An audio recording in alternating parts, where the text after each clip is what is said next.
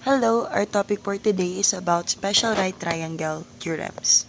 Okay, so our first right triangle theorem is we have the 45-45-90 triangle theorem. Okay, and here's the part of this triangle. So we have two legs which have the same measurement and the hypotenuse, which is of course always the opposite of the right angle, which is 90 degrees. Okay, so what about this theorem? Okay, so in 45-45-90 triangle theorem, the hypotenuse is square root of 2 times the length of the leg. Okay, so when we're looking for the measurement of the hypotenuse, okay, we just always assume na, mas lamang lang siya ng square root of 2. Okay, doon sa given na measurement ng legs. Okay, like for example, okay, if one of the legs measured A, okay, so since equal nga yung yung legs natin, so the other leg is also A. Okay, when we're looking for the measurement of the hypotenuse, the formula is very simple. Okay, hypotenuse is equals to leg times square root of 2. So magiging A times square root of 2, then the answer is A square root of 2. Okay, so ganun lang po. Okay, what about if the legs is missing? Okay, pag legs naman yung nawawala, you just have to divide the given hypotenuse into square root of 2. Ayan, para umiikot lang yung formula. Okay? Sige, let's have an example. Okay. Okay, example wherein we're looking for the measurement of the hypotenuse. So, we are guided by the formula, leg times square root of 2. Okay, first triangle, okay, we have, 4. Okay, so one of the legs is 4. Okay? So, by following the formula, we just have to multiply 4 into square root of 2. Okay? So, since whole number siya and the other one is radical, so, yan. The hypotenuse is 4 square root of 2. Okay? So, pwede rin naman po siyang, decimal. Ayan. Okay? So, same lang po yan. Okay, next.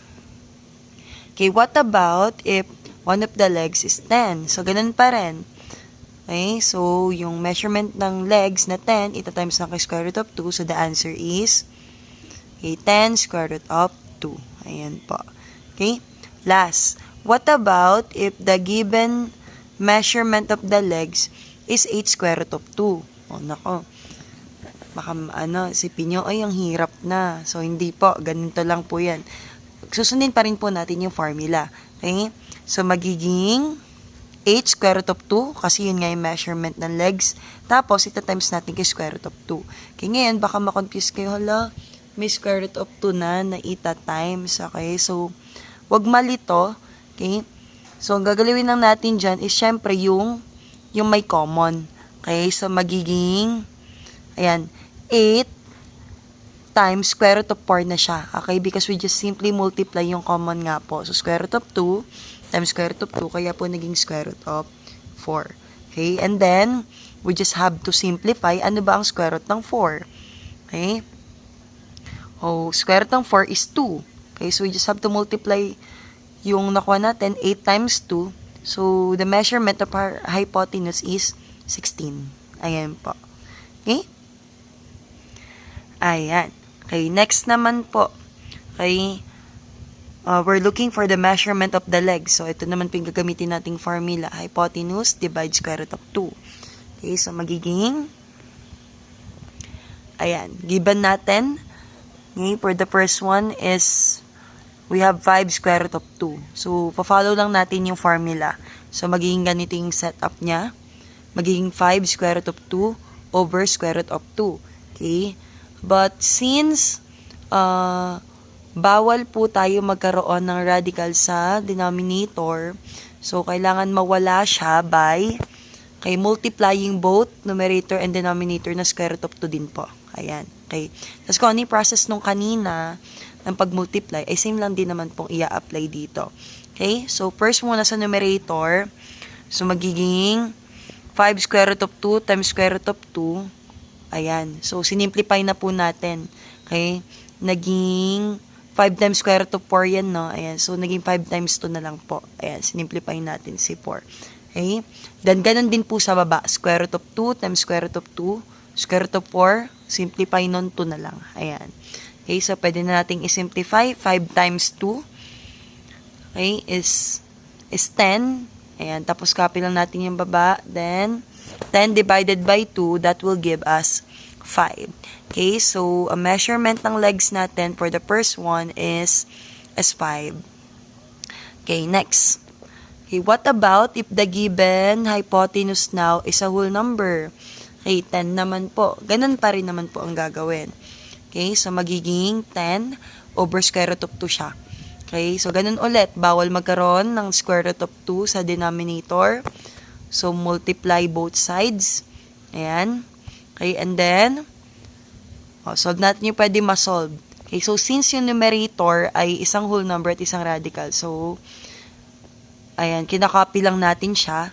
Okay, and then, sinasolve lang natin yung pwede, like yung nasa baba. Okay, square root of 2 times square root of 2, square root of 4, sinimplify lang, kaya naging 2 na lang po.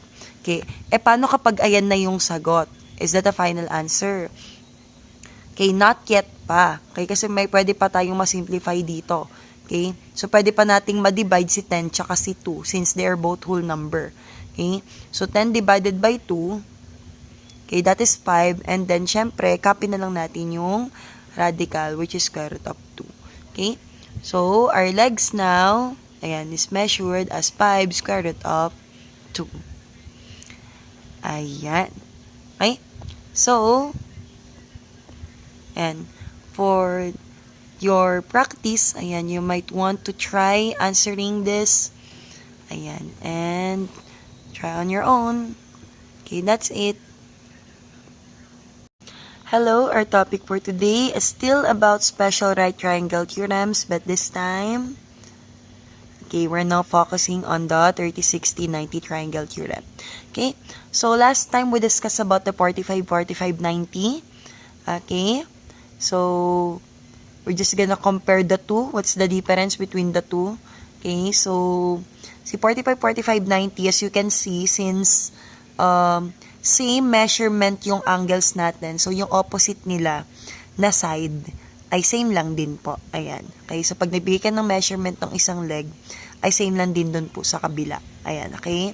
So remember, in this theorem, okay, the hypotenuse is just square root of 2 times the length of the legs. Ayan po. Okay? Now, in 30, 60, 90 naman po, as you can see sa illustration natin sa baba, ayan. So, they are no longer equal na because of the measurement of the angles. So, meron na tayo ditong tinatawag na shorter leg and the longer leg. And still, syempre, constant sa hypotenuse. Ayan. Okay? So, you're gonna observe, okay, yung shorter leg natin, yung ka-opposite niya na angle is 30 degrees. Yan. Okay? Then, yung katapat naman ni longer leg is 60 degrees. Okay? So, may kita nyo dito, okay, the smaller yung measurement ng angle is, syempre, yung katapat niya na side is mas maliit din. Ayan. Okay? Then, kapag naman lumaki, ayan, syempre, mas mahaba din po yung measurement ng legs. Okay? Sa hypotenuse, constant naman yan since lagi namang katapat ni 90 degrees. Ayan. Okay? So, ano namang meron dito sa theorem na to kay 30, 60, 90? Okay? So, in this theorem, the length of the hypotenuse is twice as long as the shorter leg. Okay? So, dito naman po, yung hypotenuse ay parang t-2 lang po ng measurement ng short leg. Ayan. Okay? Then, yung length naman po ng longer leg ay mas malaki naman po ng square root of 3 kesa dun sa short leg. Ayan, okay? So, as you can see, the definition itself, sinasabi na po yung formula niya. Ayan. Okay? So, sige, let's start with the formula na. Okay, so, if we're looking for the measurement of the hypotenuse, again, sabi nga, okay, 2 times short leg lang siya. Ayan, okay. So, kung given si short leg, ita-times mo lang siya, may hypotenuse ka na. Okay? Kapag naman longer leg yung nawawala, okay, kunwari, given mo si shorter leg, ita-times kay square root of 3 mo lang siya. Okay? Ngayon, paano kung si short leg naman yung nawawala? Okay, if the short leg is missing, okay, so it's either you're gonna divide the hypotenuse by 2, or you divide the longer leg into square root of 3. Ayan. So, parang inikot mo lang yung formula. Okay? Ayan. Okay, so let's have an example.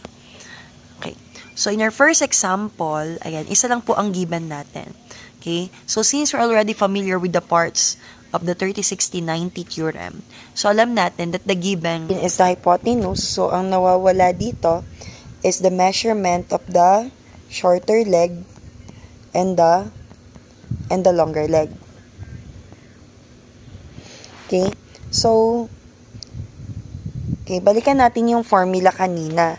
Okay? So, ano nga ulit yung formula ng shorter leg? So, shorter leg ay pwedeng hypotenuse over 2 or longer leg divide square root of 2. Okay? But since in our given, okay, hypotenuse yung meron tayo, so ito yung gagamitin nating formula. Okay? So, we're just gonna divide the hypotenuse by 2. So, magiging 14 divided by 2. That would give us 7. Okay? So, our shorter leg now is 7. Okay? Now, what about the longer leg? Again, sabi kanina, the longer leg is just square root of 3 times the shorter leg. Okay? So, hindi rin pala natin agad makikita si longer leg kung wala tayong shorter leg. So, tama lang yung ginawa natin. Okay? So, since may shorter leg na tayo, na 7, okay, so ita-times lang natin kay square root of 3. Okay. So, that would give us 7 square root of 3. Okay? Then, that's the answer. Okay, next example. Okay, so we have now 4. Okay, so 4, okay, ang katapat niya na angle is 30 degrees. So, 4 is a shorter leg. Okay? So, since we have the shorter leg, what's missing is the, okay, hypotenuse and the longer leg. Okay? So, balikan natin ulit yung formula nung dalawa. Okay? So, the formula for the hypotenuse is shorter leg times 2. Okay? So, since may shorter leg tayo na 4, so 4 times 2, that would give us 8. Okay? Now, for the longer leg, okay, so it's just square root of 3 times shorter leg. Okay, so magiging 4 times square root of 3, that would give us 4 square root of 3. Ayan. Okay, for our last example, and so we have the measurement of 6. So, 6, kaya ang katapat niya is 60 degree. So, 6 is a longer leg. Okay, so what's missing now is yung hypotenuse, okay, nakatapat ni 90, okay, and the shorter leg, okay, nakatapat ni 30 degrees.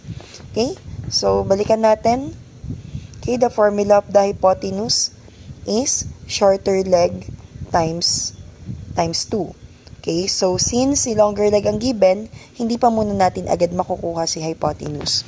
Okay, and now for the shorter leg, okay, ang formula naman nito is hypotenuse divided by 2 or longer leg divide square root of 3. Ayan. So, since longer leg ang given natin, ito naman yung gagamitin nating formula. Okay? So, this will become, yan, 6 over square root of 3. Okay? Just like what we did nung nag-solve tayo kay 45, 90 nun. Ayan. So, bawal tayo magkaroon ng radical sa denominator. So, we have to eliminate it by multiplying both numerator and denominator by square root of 3. Okay? So, magiging 6 times square root of 3. So, ikakopy lang po natin. Okay? And then, solve dun sa baba. Since pareho naman sila, square root of 3 times square root of 3, that would give us square root of 9. Okay? So, i-simplify na natin. So, this will become 3 na. Ayan. Okay? Then, tingnan natin kung may masisimplify pa tayo ng whole number. So, 6 divided by 3, that would give us 2. And then, we just copy the radical square root of 3. So, that's the measurement of the shorter leg. Okay, so meron na tayo. Okay, now, for the hypotenuse, yan, pwede na natin siya masolve kasi meron na tayong shorter leg. Okay, so 2 square root of 3, ito times lang natin sa 2. Okay, so this time naman, ang pwede lang natin ma-multiply is yung whole number din. So 2 times 2, that is 4. Then, copy lang natin yung radical. Okay, so for practice activity, okay, you might want to answer the 3-item assessment. Okay, for the first one, you have to find the long leg and the hypotenuse. Number 2, short leg and the long leg. And number 3, the short leg and the hypotenuse. Okay?